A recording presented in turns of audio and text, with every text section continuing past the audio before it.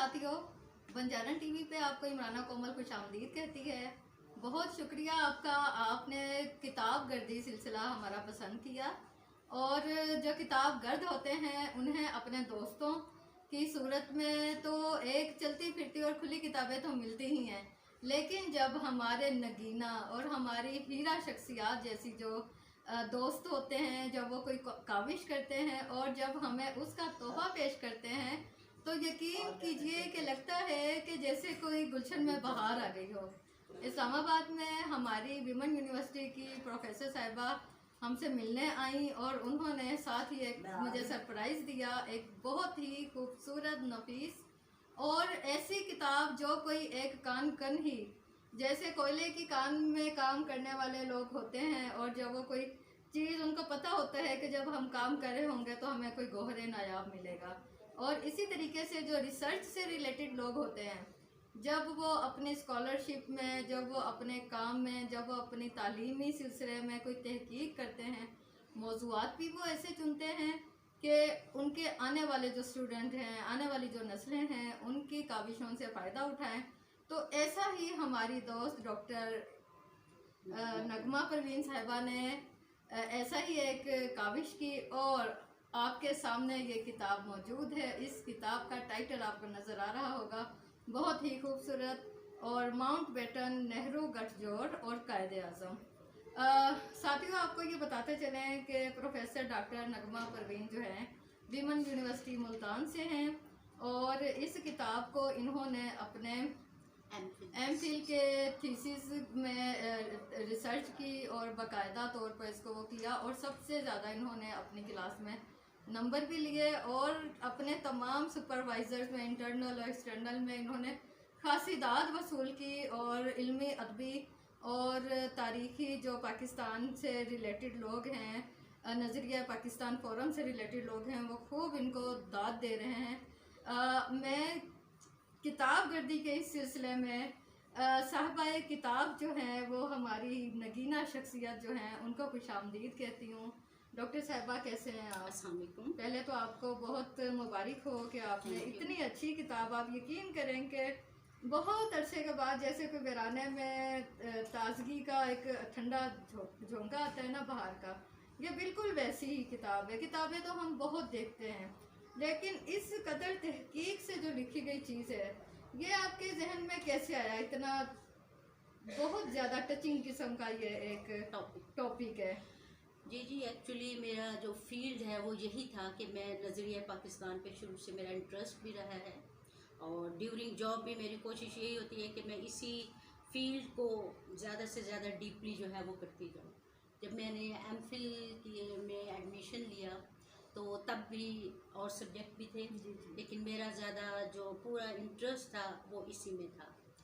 शुरू से जब हम पाक स्टडी पढ़ते आ रहे हैं, स्कूल लेवल से, कॉलेज लेवल से, तब से ही ये हम पार्टीशन के हवाले से, स्पेशली कि जब पाकिस्तान स्ट्रगल तो हम पढ़ते हैं जी, यूँ हुआ, तो उसके बाद पार्टीशन के हवाले से कि पार्टीशन में ये धांधलियाँ हुई, ये हुआ, तो उस वक्त से मेरे जहन में एक चीज़ आती थी, एक पॉइंट कि कोई ऐसे मुझे चीज़ें मिले, कोई इतना डीपली मैं खोज लगाऊँ, रिसर्च करूँ, कहीं से मुझे ओरिजिनल, ज़ाहिर है एमफिल से पहले तो ओरिजिनल डॉक्यूमेंट्स का कोई सवाल ही पैदा नहीं होता, वहाँ तक पहुँच भी नहीं। बिल्कुल ठीक है।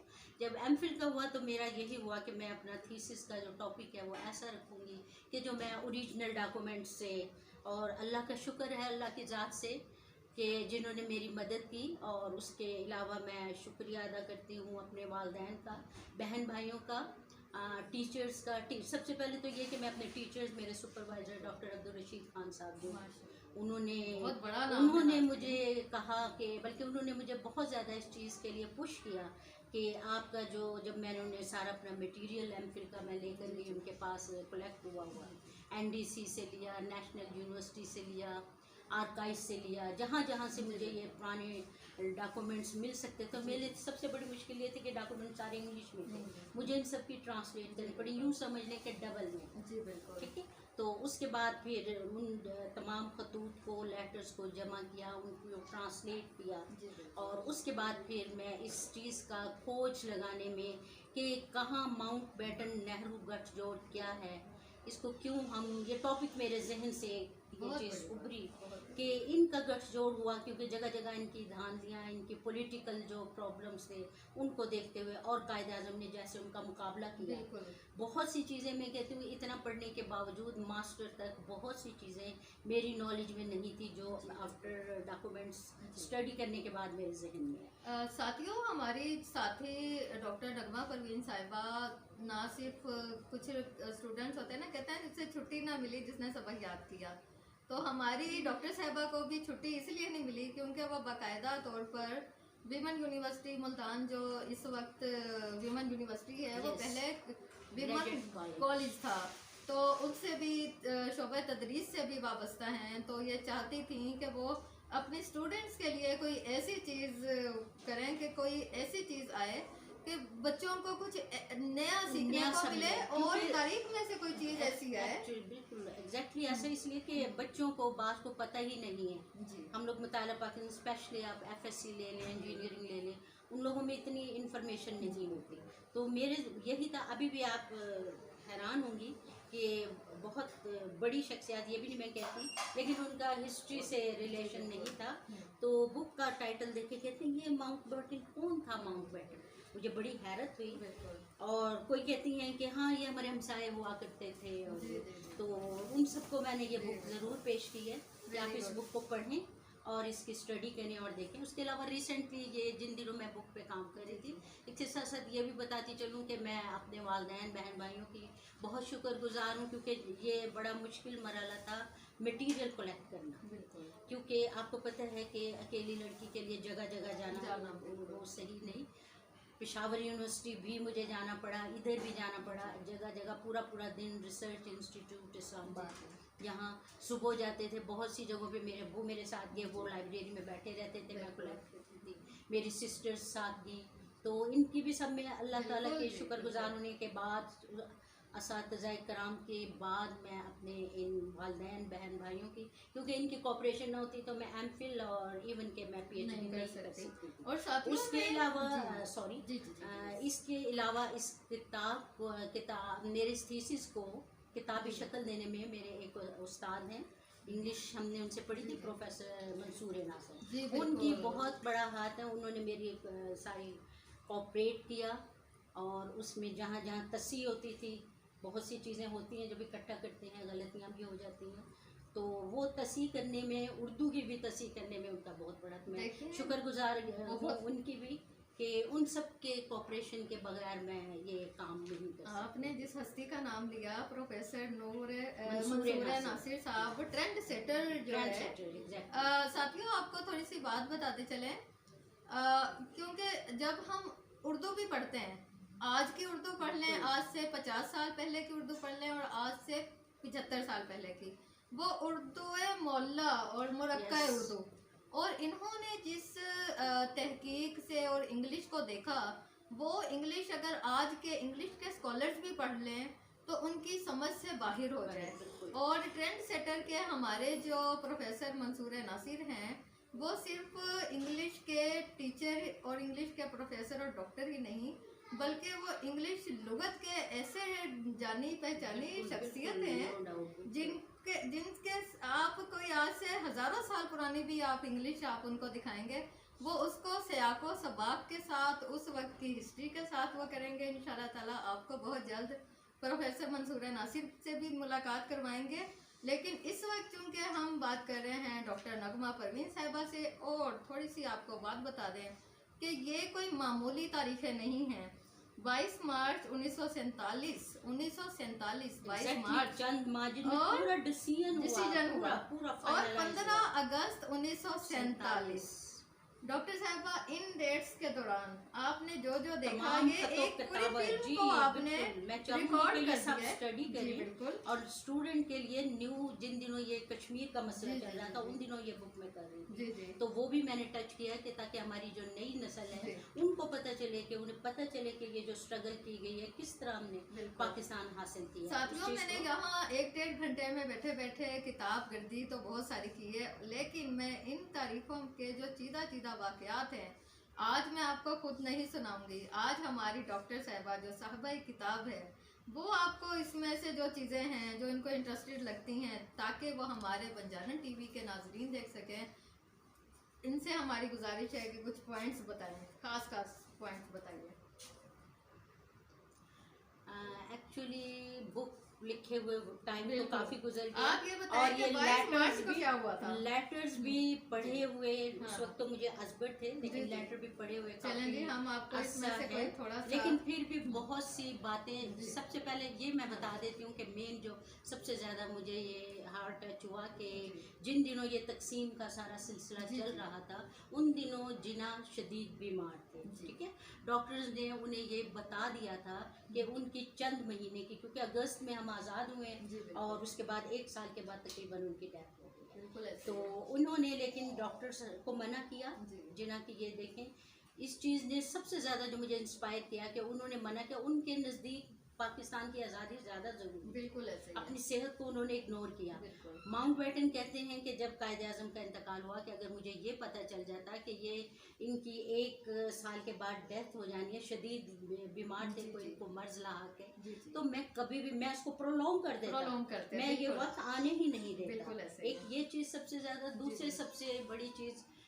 ऐसे वक्त में स्टैंड लेना जिना का, जी। कि उस वक्त स्टैंड कोई ले नहीं सकता। जी, बिल्कुल। ठीक है, उसमें जब ये पाकिस्तान हुआ तो माउंटबेटन ने कहा कि एज ए गवर्नर जनरल मैं, इंडिया ने, नेहरू ने बड़ी खुशी से, जी, बिल्कुल। इंडियंस ने कबूल किया, तो वो ये चाहते थे कि पाकिस्तान का भी मैं ही गवर्नर बिल्कुल। हूँ। इस पे काफ़ी ले दे हुई, लेकिन जिना अपने इस मोटो पे जो है वो सख्ती से कारबंद। उन्होंने ये नहीं कि जिना को ये था कि मैं गवर्नर जनरल मैं बनूं, या मैं जैसा कि आजकल की आप गवर्नमेंट को देख रहे हैं, तो उनमें ये जज्बा नहीं था। उन्हें ये था कि अगर वही दोबारा गवर्नर जनरल बनते हैं तो वो तो वही पॉलिटिकल हिस्ट्री वही की वही रहेगी। इस पर उन्होंने धमकी दी, इस पर उन्होंने फाइनल, उन्होंने लियाकत अली खान को भी, नवाबजादा लियाकत अली खान को कहा कि आप मनाएं जिना को। बिल्कुल। और काफ़ी और भी उनके जो करीबी थे उनको कहा, लेकिन आप अपने मोटो पे सख्ती से कारबंद रहे। और ये चीज़ हमें बाद में भी दिखाई दी, लेकिन माउंटबेटन ने उस मौके पे इन्हें धमकी दी कि अगर जिना मेरी ये बात नहीं मानते तो इनको फिर इस बात का खमियाजा भुगतना पड़ेगा। जब तक पाकिस्तान रहेगा ये भुगतते रहेंगे, और ये चीज़ हम देख रहे हैं। बिल्कुल। तो ये चीज़ उस वक्त ये उनके जो डिसीजन थे, मैं नई नस्ल से यही कहना चाहूँगी कि उन्हें ये तमाम स्ट्रगल और ये तमाम बुक को पढ़ें, इन डिटेल पढ़ें। ठीक है, तो उनके अंदर जज्बा पैदा होगा, हुब्बुल वतनी का जज्बा पैदा होगा। उन्हें पता चलेगा कि इतनी आसानी से जो हम यहाँ आज़ाद हैं, ये हम इतनी आसानी से नहीं है। और साथियों, सबसे बड़ी बात यह है कि हम जब पाकिस्तान बनने से पहले के मुसलमानों के हालात की बात करते हैं तो ये किस्से अफसानों की बातें नहीं हैं, ये किताबी बातें नहीं हैं। नजरिया पाकिस्तान को अगर आज भी जानना है तो आप कहीं ना जाएंगे, आप सिर्फ और सिर्फ इंडिया में जो भारत है, इस वक्त जो भारत है, इस वक्त वहाँ मुसलमानों के और नजरअंदाज तबकात से पूछिए कि आज़ादी क्या होती है। वो भी आज कह रहे हैं कि हमें कायदे आज़म वाली आज़ादी चाहिए, हमें पाकिस्तानियों वाली आज़ादी चाहिए। लिहाजा पाकिस्तान की, अपने अकाबरीन की और अपने हम कायदे आज़म की जितनी भी कदर करें और उनके अफकार की जितनी भी कदर करें, और ऐसे साथियों की, हम अगर ऐसे हीरानुमा शख्सियात की जिन्होंने अगर पीएचडी करना है, एमफिल करना है, तो वो बहुत ही आसान टॉपिक्स भी ले सकते हैं, लेकिन उन्होंने खतरों वाली फील्ड इसलिए ली, खतरों वाली रिसर्च इसलिए चुनी, अपने आप को और मुश्किलात में डालने वाले लेटर पढ़े नहीं जाते टॉपिक इसलिए चुना कि वो पाकिस्तान से और पाकिस्तानियों से प्यार करते हैं। डॉक्टर साहबा, हमें थोड़ा सा ये बताइएगा कि इस को आपने पूरा हमें गाइड कर दिया कि ये कैसे है, गठजोड़ कैसे हुआ, इसको कंक्लूड आप कहाँ करते हैं? एक्चुअली मैं चाहती हूँ कि जो नई नस्ल, मैं क्लास भी जब क्लास में पढ़ाती हूँ, आपको पता है हिस्ट्री इतना इंटरेस्टेड लोगों के लिए नहीं, मैं हमेशा उन्हें ये कहती हूँ आप इसको मुश्किल डिफ़िकल्ट सब्जेक्ट समझे नहीं, आप ये समझिए कि हम एक स्टोरी पढ़ रहे हैं, एक कहानी पढ़ रहे हैं। स्ट्रगल का जब मैं पेपर पढ़ाती हूँ हमेशा मैं कहती हूँ कि इसको अपने ऊपर हावी ना करें। स्टूडेंट को होता है हम डेट कैसे याद करेंगे, हम सन कैसे, तो मैं ये कहती हूँ कि आप इसको एक स्टोरी समझे, एक ड्रामा समझे, स्टेप बाय स्टेप आप चलते जाएं ताकि आपको पता चले।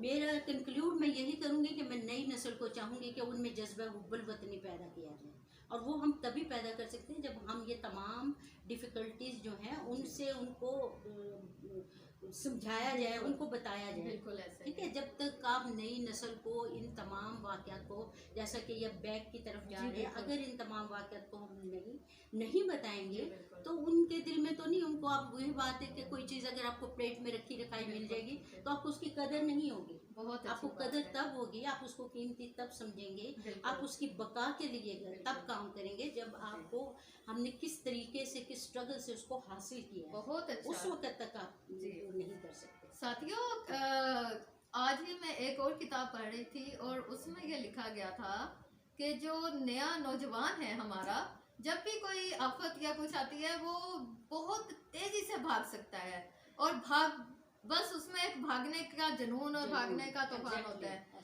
लेकिन जो आपका तजर्बेकार और बुजुर्ग है उसे ये पता होता है कि रास्ता कहाँ है।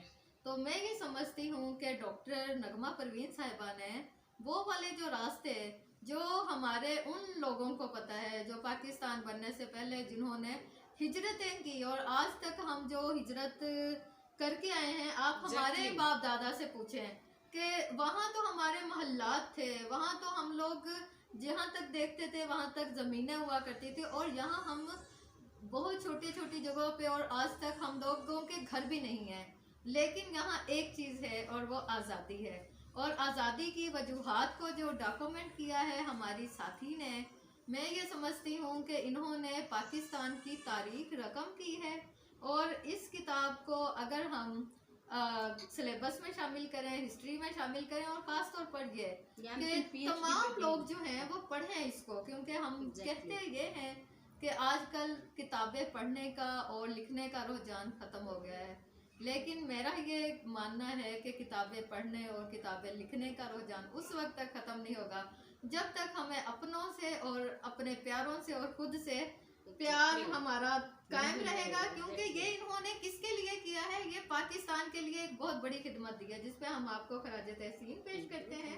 नौजवान नस्ल को मैं चाहती हूँ, और आप सॉरी जी जी, आप मीडिया से रिलेट हैं, मैं ये चाहूँगी कि आप मीडिया से भी इस किस्म के प्रोग्राम जो कि अब कम होते जा रहे हैं वो ऐसे होने चाहिए नौजवानों के लिए। ऐसे ड्रामे भी होने चाहिए हिस्टोरिकल, जिसमें तमाम स्ट्रगल, ताकि जो नई नस्ल है वो इस चीज़ को देख सके। बिल्कुल ऐसा ठीक है, जब तक आप उनको नई नस्ल को बताएंगे नहीं तो उन्हें क्या पता, उन्हें तो पाकिस्तान ये एज जो है। और उनको कुछ चीज़ें ऐसी दिखाई जा रही हैं, क्योंकि जब मैं खुद भी अपने बहुत सारे टीवी चैनल पे एज अ मेहमान जाती हूँ तो मैं यही देखती हूँ कि हम कुछ कहना कुछ चाह रहे होते हैं लेकिन हम पे इम्पोज कुछ छोड़ दिया जाता है। Exactly. मैं जब हाई कोर्ट में कवरेज कर रही होती हूँ तो मैं ये देख रही होती हूँ कि हिस्ट्री क्या कहेगी कि हम किस किस्म के मुकदमात किया करते थे और हमारे सियासतदान आकर किस किस्म के जवाब दिया करते थे। असल चीज़ ये है, असल सियासी लोग वो थे जो पाकिस्तान बना गए। हम तो पाकिस्तान को पता नहीं किस धारे पर ले जा रहे हैं, लेकिन इस वतन को जिसके बारे में आज भी कहा जाता है कि हम लाए हैं तूफान से कश्ती निकाल कर, तो रखना इस मुल्क को संभाल कर, मेरे बच्चों संभाल कर। तो इस मुल्क को अगर संभाल कर रखना है तो हमें डॉक्टर नगमा परवीन जैसे साथी चाहिए, हमें आप जैसे साथी वो चाहिए जो इसको पढ़ें, इसको प्रमोट करें और खुद ज़्यादा से ज़्यादा लिखें। आप कोई पैगाम देना चाहें हमारे साथियों को? तो जी, मैं नौजवान नस्ल को यही कहना चाहूँगी कि वो हिस्ट्री से इतने दूर ना हो, क्योंकि कौमें हिस्ट्री से बनती हैं। फ्यूचर आप अपना ब्राइट तभी बना सकते हैं जब आप अपना पीछे से हिस्ट्री को देखेंगे। हिस्ट्री आपके फ्यूचर को ब्राइट करती है, ठीक है। और बीइंग ए पाकिस्तानी मैं चाहूँगी कि इस किस्म के जो है बुक्स पढ़ी जाएँ, और नई नस्ल को मैं आपसे भी एक दरख्वास्त करूँगी कि आप लोग भी इस किस्म के प्रोग्राम ज़रूर दें। कम से कम हफ्ते में 1-2 दिन तो ज़रूर होने चाहिए। इसमें ये भी है कि डिबेट्स भी हो सकती हैं, इसी तरह सेमिनार डिबेट्स भी, क्योंकि जिस तरह से हमारा मीडिया काफ़ी जो आगे जा रहा है और ज़्यादा नौजवान नस्ल का रुझान भी इस तरफ है बुक्स की बजाय, तो मीडिया को भी थोड़ा सा ये रोल कि ज़रूर ये हिस्टोरिकल इस तरह के जो है, और इस तरह जो भी नहीं, मेरी नहीं और भी हमारे साथियों के बुक सामने आए तो उनको थोड़ा सा इंट्रोड्यूस कराया जाए। नहीं जी, हमारा सिलसिला जो किताब गर्दी का है वो आया ही इसलिए है क्योंकि हमारा नाजरीन, आपने ये देखा होगा कि बहुत सारे टीवी चैनल्स पे जो हमारे यूट्यूब के हैं वो अक्सर प्रोग्राम के दरमियान और बाद में ज़रूर ये रिक्वेस्ट करते हैं कि हमारे टीवी को सब्सक्राइब कीजिए, लेकिन हमारा ये होता है, आज तक मैंने ये रिक्वेस्ट क्यों नहीं की क्योंकि अगर आपको मेरी क्वालिटी पसंद है, हमारी तो- चीज पसंद है, तो आप वो सोचेंगे मुझे आपके मेयार पे पूरा उतरना है, उसके बाद फैसला हमारे टीवी पर रहने का आपने करना है। आज भी आपने डॉक्टर साहिबा के इंटरव्यू में एक वही वाली बात देखी होगी जो मेरे हर प्रोग्राम के बाद एक पैगाम होता है कि इन्होंने हर बात में ये कहा, मेरे वालिदैन, मेरे बहन भाई और जो कामयाबी हैं उस्ताज़ा, और इन तीनों उस्ताज़ा, बहन भाइयों और वालिदैन के बगैर कभी भी हम, और अपनी फैमिली के बगैर हम कभी भी कोई भी कामयाबी हासिल नहीं कर सकते। लिहाजा बंजारन टीवी के साथ रहिएगा और अपना और अपनों का ख्याल रखिएगा, जिनके बगैर हम कुछ भी नहीं। अल्लाह हाफिज़। Thank you very much. मैं शुक्रिया अदा करती हूँ बंजारन टीवी का, जो कि बड़ा कल्चरल सा नेम है, और बहुत शुक्रिया। थैंक यू और मैं चाहूँगी कि इसी तरह के प्रोग्राम आपके जी, से इंशाल्लाह। Thank you. थैंक यू नाज़रीन। अल्लाह हाफिज़।